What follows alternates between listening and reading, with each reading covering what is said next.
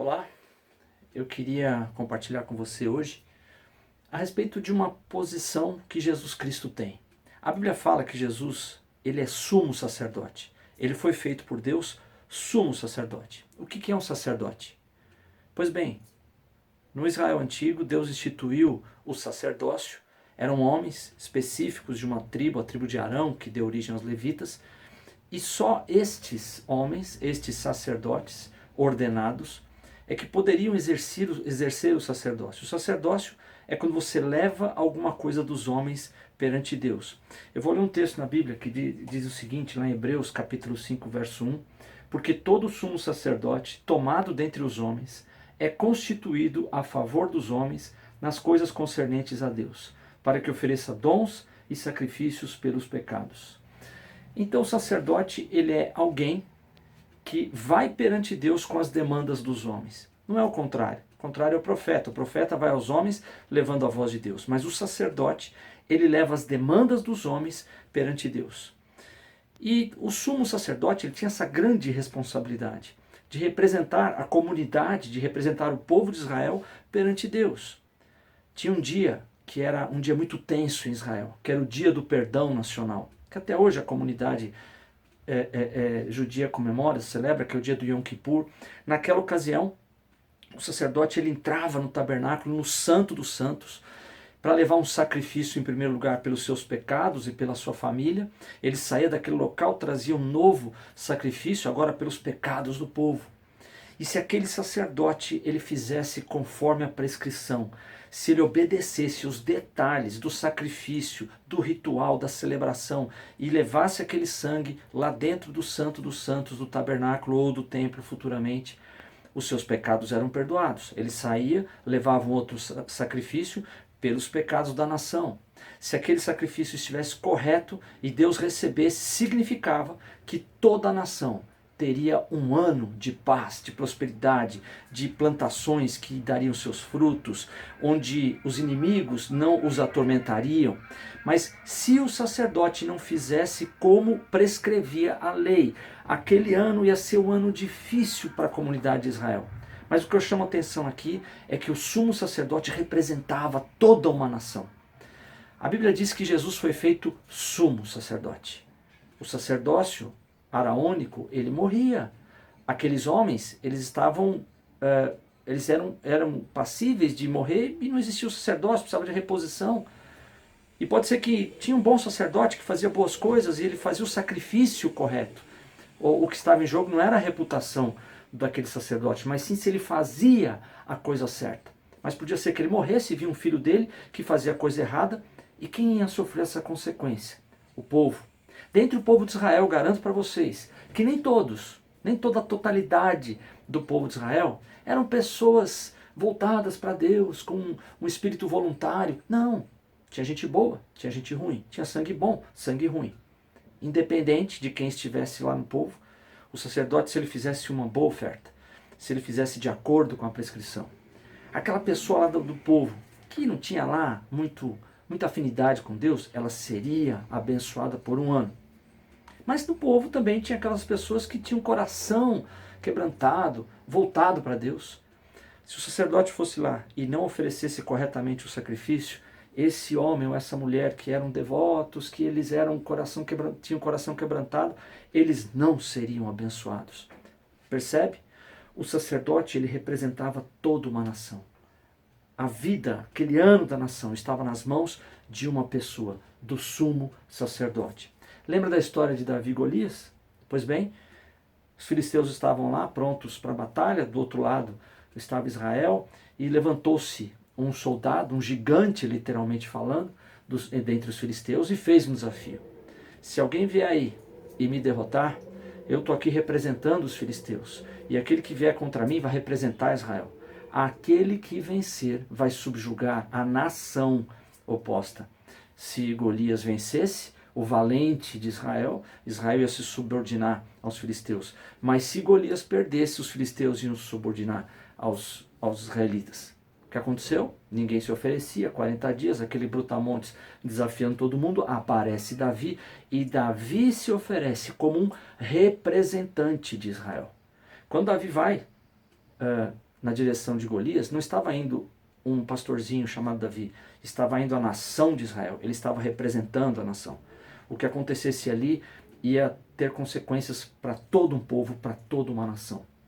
Jesus foi constituído sumo sacerdote, então ele é o nosso sumo sacerdote. Se você tem Jesus como teu sumo sacerdote, se você recebeu Jesus como a tua justiça, se você recebe o sacrifício de Jesus, se você é um discípulo de Jesus, ele é o seu representante. E sabe como é que Deus te trata? Ele te trata na medida do teu sumo sacerdote. Deus, ele vai despender um tratamento para você de acordo com aquele que é o teu sumo sacerdote. Então, quando a questão é entre você e Deus, ou Deus e você, melhor dizendo, Deus não vai olhar para você, ele vai olhar para quem é o teu representante. E se Jesus Cristo é o teu representante, vou te dizer uma coisa, você está numa boa. Você está numa boa situação. Porque ele está olhando não diretamente para você, mas para o teu sumo sacerdote. O teu sumo sacerdote te representa. A Bíblia diz que Jesus, quando ele morreu, ele estava ali exercendo o sacerdócio, ele estava ali oferecendo um sacrifício pelos pecados, e ao mesmo tempo ele era o sacrifício. Ele era o sacerdote, mas ele era o Cordeiro de Deus que tira o pecado do mundo. Então naquele momento, Jesus, como sumo sacerdote, ele leva uma oferta para Deus. Uma oferta perfeita. Jesus era um perfeito sumo sacerdote. Puxa, mas antigamente em Israel, se um sumo sacerdote morria, e ele era um bom sumo sacerdote, ele fazia os sacrifícios corretamente, pode ser que o filho dele ou as gerações seguintes não fizessem. Não temos esse temor. Jesus é um sumo sacerdote que não morre, que vive eternamente e que fez um sacrifício perfeito. E a Bíblia diz mais, o sacrifício de Jesus ele foi feito uma vez por todos os pecados. Não necessita mais de outro sacrifício. Quando Jesus oferece-se a si mesmo, o sumo sacerdote oferece o sacrifício perfeito, a Bíblia diz que, havendo purificado os nossos pecados, assentou-se à destra de Deus. Então Jesus hoje ele está fisicamente ao lado do trono de Deus, à direita de Deus. O nosso sumo sacerdote está, percebam, assentado. Ele não está em pé. Por que ele não está em pé? Os sacerdotes do Antigo Testamento, eles precisavam ficar em pé. Eles tinham uma rotina muito agitada, eles tinham que ir lá na porta da tenda, receber os sacrifícios, cortar os sacrifícios, derramar sangue, botar fogo, eles tinham que entrar no lugar santo, eles tinham que trocar os pães da proposição. Existia uma rotina intensa. Recebiam dízimos, ofertas, eles tinham uma rotina intensa. Então, por conta dessa rotina, eles tinham que andar o dia inteiro. E existiam turnos de sacerdotes. Por que Jesus se assentou? Puxa, mas lá no tabernáculo, no templo, não tinha uma cadeira. Tinha vários utensílios e móveis, mas cadeira nenhuma, porque sacerdote não tinha tempo para sentar. Por que Jesus sentou? Porque Jesus, antes de entregar o Espírito, ele diz assim, está consumado. Acabou. Foi feito. A obra de Jesus, o sacrifício por você e por mim, ele encerrou na cruz. Portanto, ele não precisa ficar em pé, ele não precisa oferecer mais nada, ele já ofereceu de uma vez por todas. E ele se assentou, nosso sumo sacerdote, à destra de Deus. Pois bem, quando Deus vai tratar com você, ele não vai olhar para você, ele vai olhar para o teu sumo sacerdote, que é Jesus. Os teus pensamentos são os pensamentos em que Deus vai olhar em Jesus. Quais são os pensamentos de Jesus? Às vezes você fica com um sentimento de culpa, você fica meio acuado com relação a Deus, mas vou te encorajar. Deus te olha através de Jesus Cristo. Mas tem uma coisa muito importante que eu queria compartilhar com você hoje. Um outro texto em Hebreus, Hebreus capítulo 7, verso 25, que diz assim, portanto, ele é capaz de salvar definitivamente aqueles que, por meio dele, aproximam-se de Deus, pois vive sempre para interceder por eles. O sacrifício de Jesus, ele foi um sacrifício completo e perfeito. Jesus na cruz derrama o sangue, então ele perdoa todos os meus pecados. Jesus na cruz, ele oferece o seu corpo. O seu corpo foi moído, o seu corpo foi vítima, alvo de flagelos. E a Bíblia diz que pelos açoites de Jesus nós fomos curados, que ele carregou nossas dores e enfermidades. e o castigo que nos traz a paz estava sobre ele. Então tudo aquilo que impede a tua paz, os inimigos da tua paz, Jesus leva na cruz. Será que foi de uma vez por todas? Será que foi eficaz? Sim, ele afirma dizendo, está consumado. Então Jesus levou tudo e ele pagou tudo e ele é aquele que intercede por você. Quando Deus olha para a tua vida, ele olha para o teu sumo sacerdote. Quando Deus vai te conceder algo, ele não vai julgar a sua vida, ele vai julgar o seu sumo sacerdote. Lembra lá do arraial de Israel? Um excelente sumo sacerdote. Pelo que ele fazia ali, ele abençoava aqueles que não tinham qualquer relação com Deus. Ao passo que um mau sumo sacerdote ia prejudicar alguém que era fiel a Deus. Mas o nosso sumo sacerdote, nós não temos mais esse problema com ele. Ele é perfeito, vive para sempre, está lá para me interceder. E o que a gente acabou de ler aqui em Hebreus é que ele pode salvar perfeitamente. Vamos entender um pouquinho essas duas palavras? Salvar perfeitamente. Isso pode ser um divisor de águas para a sua vida. Salvar. Talvez você tenha uma experiência de viver e conviver em igrejas, e essa ideia de que Deus pode salvar te remete ao que vai acontecer depois da morte. Deus pode me dar uma vida eterna nos céus depois da minha morte. E no português a gente vai ver no Novo Testamento várias vezes esse verbo salvar. E a gente faz uma conexão com a eternidade pós-morte. Muito bem, só que no original essa palavra não significa só isso. A palavra salvar no Novo Testamento, no hebraico no grego a palavra é sozo, ela significa resgatar de perigos e ameaças temporais, permanentes ou eternas, preservar, curar de doenças e enfermidades. Eu vou repetir. Salvar significa resgatar de situações ou ameaças eternas, temporais ou permanentes, curar doenças e enfermidades, preservar. É isso que significa salvar. Quando aquela mulher, por exemplo, que tinha um fluxo de sangue, e ela foi lá, tocou na orla de Jesus e foi curada, Jesus olha para aquela mulher e fala assim, filha, a tua fé te salvou. Ou seja, ele estava dizendo àquela mulher, a tua fé te curou. Ela foi curada de uma enfermidade. Então o que a gente acabou de ler aqui, que por Jesus ter sido nosso sumo sacerdote, e o é hoje, estar à direita de Deus, a garantia, a esperança, é que ele pode salvar, não só uma situação pós-morte, mas ele pode curar você de enfermidades e doenças, ele pode te resgatar de perigos e ameaças temporárias, permanentes ou eternas, e ele pode te resgatar. Seja qual for a ameaça, o perigo que esteja ao seu redor. Tantos, mas seja qual for.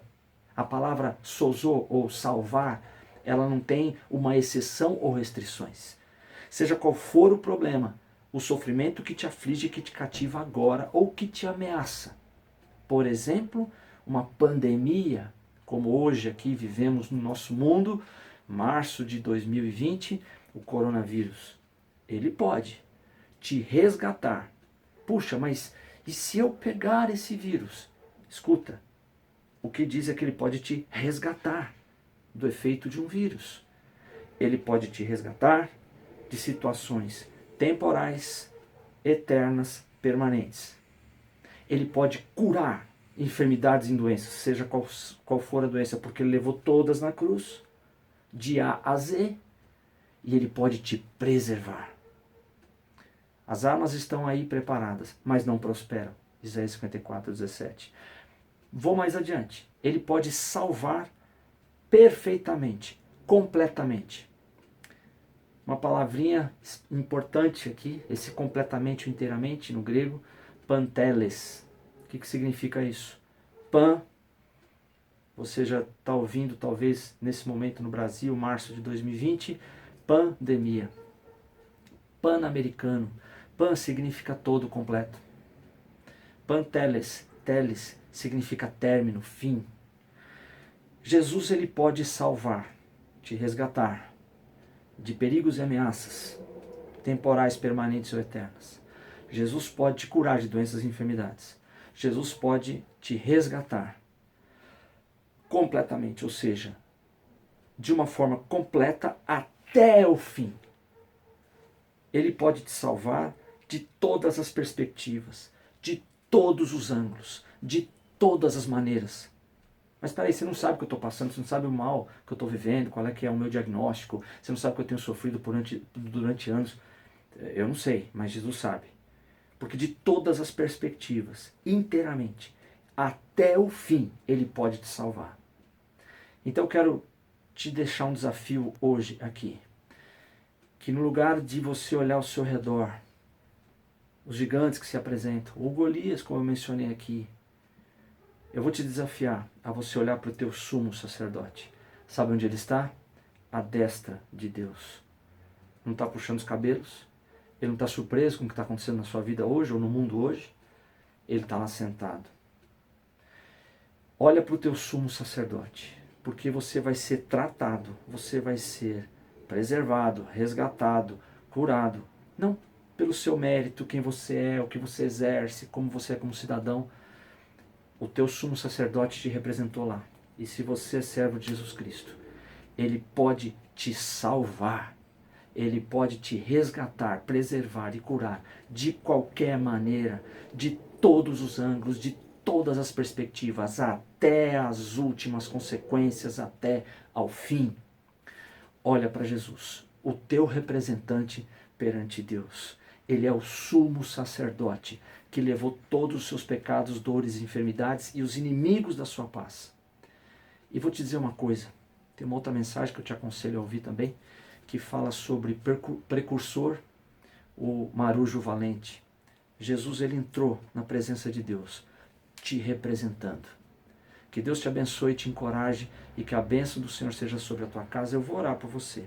Senhor Jesus, a minha oração nesse momento é pelos corações que estão aflitos, porque falta informação da tua palavra. Que essas pequenas palavras sirvam para trazer a informação que faz com que a fé seja produzida nos corações dessas pessoas que estão ouvindo.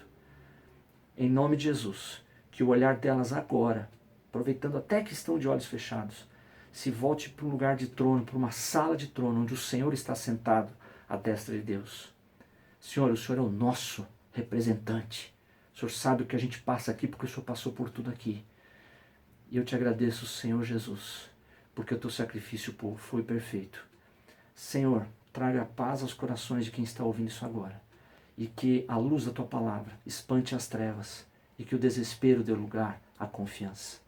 Em nome de Jesus. Amém. Deus te abençoe.